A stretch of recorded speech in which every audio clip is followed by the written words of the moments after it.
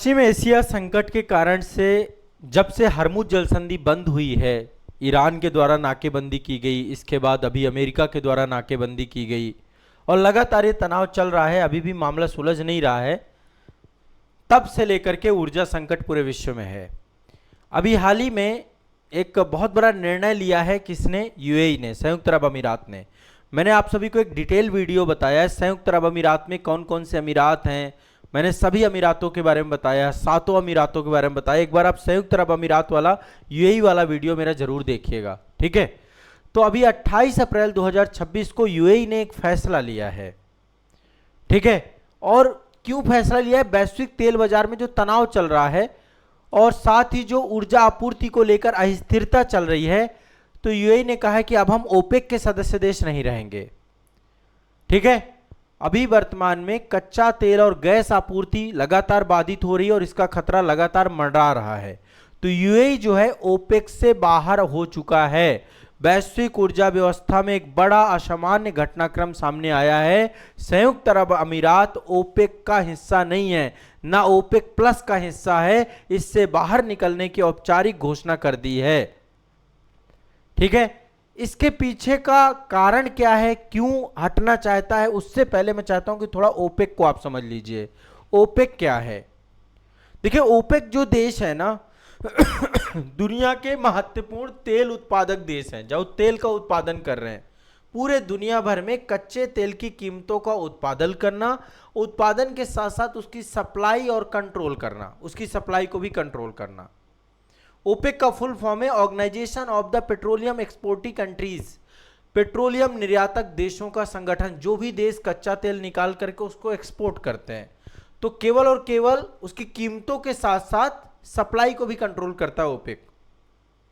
1960 में बगदाद सम्मेलन हुआ था इराक में। इराक की राजधानी है ना बगदाद, तो बगदाद में एक सम्मेलन हुआ था 1960 में।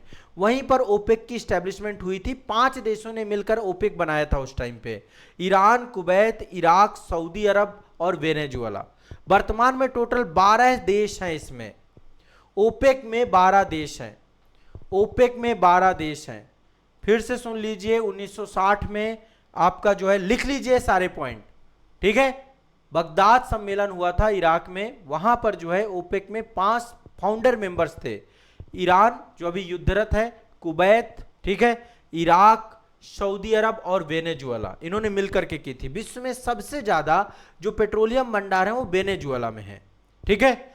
तो अभी जो बहुत सारी बहुराष्ट्रीय तेल कंपनियां आप सभी जानते हैं, उनके द्वारा जो है उनके जवाब में बनाया गया था, क्योंकि पहले से कीमतें वो नियंत्रित करते थे। अभी जो है इसमें 12 देश हैं। इसका हेडक्वार्टर कहाँ है ओपेक का? वियना में, ऑस्ट्रिया की राजधानी वियना में इसका हेडक्वार्टर है। तो जो सदस्य देश जितने भी इसमें हैं, 12 सदस्य देश हैं, उनके लिए समान नीतियों का निर्माण करना, तेल की कीमतों को स्थिर रखना, उत्पादक देशों को मुनाफा प्राप्त रहे उसके लिए काम करना। तो ये भी 1967 फाउंडर मेंबर में यूएई नहीं था। फाउंडर मेंबर में सऊदी अरब था, ईरान था, इराक था, कुवैत था और वेनेजुएला था। 5 देश थे। फिर 1967 में यूएई भी जुड़ गया इसमें, ठीक है। अब निकलने की बात कर रहा है 2026 में। निकलने के पीछे के कारण मैं आपको बताऊंगा। 12 देश टोटल लिख लीजिए, कौन कौन से 12 देश हैं इसमें।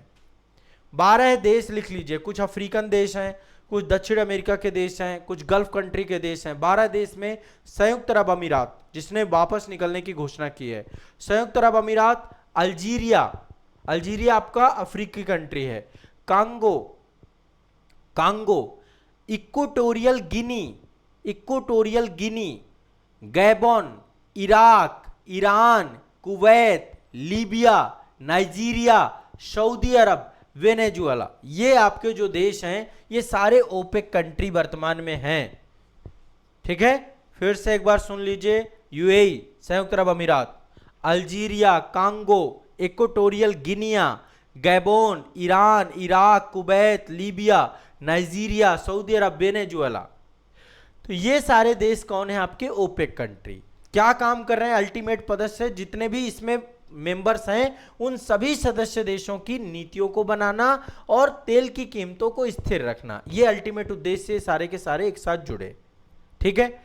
अब इसके बाद ओपेक प्लस भी बनाया गया। ओपेक प्लस कोई अलग से संगठन नहीं है। आप एक तो ओपेक का नाम सुनते हैं, दूसरा ओपेक प्लस का नाम सुनते हैं। ठीक है, ओपेक का नाम हम सुनते हैं, दूसरा ओपेक प्लस का नाम सुनते हैं। ओपेक प्लस कोई अलग से संगठन नहीं है। ओपेक और 10 अन्य सदस्य, बहुत सारे अन्य भी हैं जो तेल उत्पादक देश हैं, ओपेक के साथ 10 अन्य ओपेक, वो ओपेक के मेंबर नहीं है, लेकिन ओपेक और 10 अन्य गैर ओपेक देश, ठीक है, ओपेक में 12 हैं, समझिएगा बाद में। ओपेक ओपेक तो क्लियर हो गया आपको, ठीक है। ओपेक प्लस में क्या है, जो ओपेक के मेंबर नहीं है अभी तक, उनको ओपेक प्लस कहा जाता है। लगभग 10 मेंबर ऐसे हैं। 2016 में ये गठन हुआ था, ये गठबंधन बनाया गया था जब तेल की कीमतें बहुत तेजी से गिर गई थी। रूस, अभी देखो ओपेक का सदस्य रूस नहीं है, लेकिन ओपेक प्लस में रसिया को जोड़ा गया, गैर ओपेक सदस्य है आपका। तो रूस, Kazakhstan, Azerbaijan, Bahrain, Brunei, Malaysia, Mexico, Oman, दक्षिणी सूडान और सूडान, ये ओपेक प्लस देश हैं आपके 10। इसमें 12 देश मैंने आपको बता दिए कौन कौन से हैं, इसमें 10 देश और जुड़ जाएंगे, यानी टोटल कितने हो जाएंगे, 12 प्लस 10 इक्वल टू 22 मेंबर हो गए टोटल, है ना। तो 10 मेंबर कौन कौन से, एक तो रूस, Kazakhstan, Azerbaijan, Bahrain, Brunei, Malaysia, Mexico, Oman, दक्षिणी सूडान।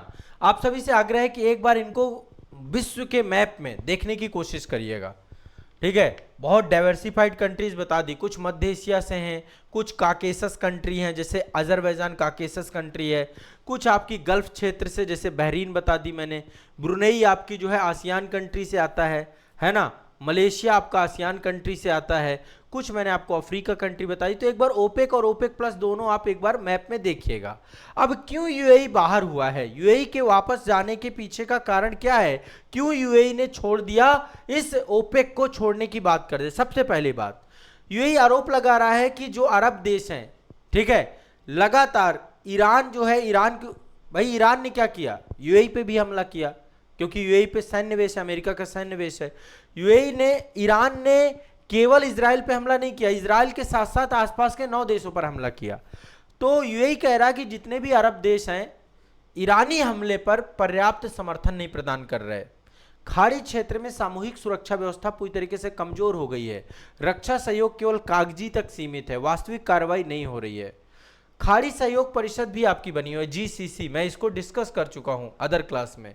यूएई कह रहा है ये बहुत कमजोर संगठन हो चुका है, अरब लीग भी बहुत कमजोर संगठन हो चुका है, कोई मदद करने नहीं आ रहा, सब अपने अपने आपस में लड़ रहे हैं, कोई ईरान के खिलाफ नहीं आ रहा।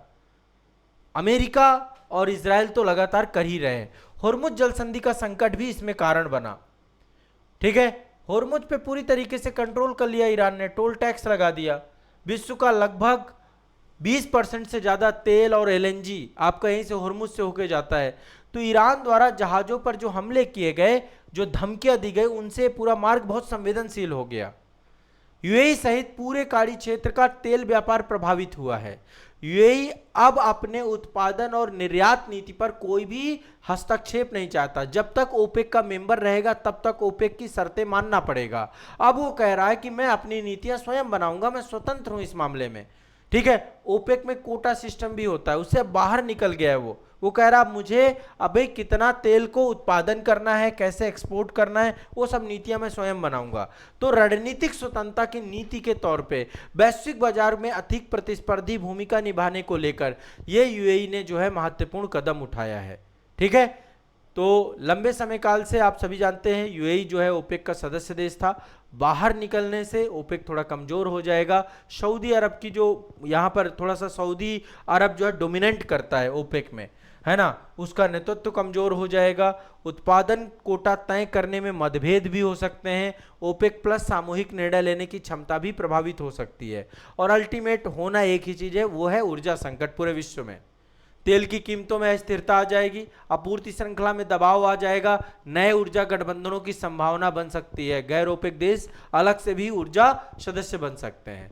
अब अल्टीमेट समझिए, इन सब पे डोनाल्ड ट्रंप बहुत बड़े खिलाड़ी आदमी हैं, ठीक है, बहुत खिलाड़ी आदमी हैं, लगातार पूरे पश्चिम एशिया को अस्थिर करके अब यहाँ के संगठनों को भी निष्प्रभावी करने में लगे हुए हैं।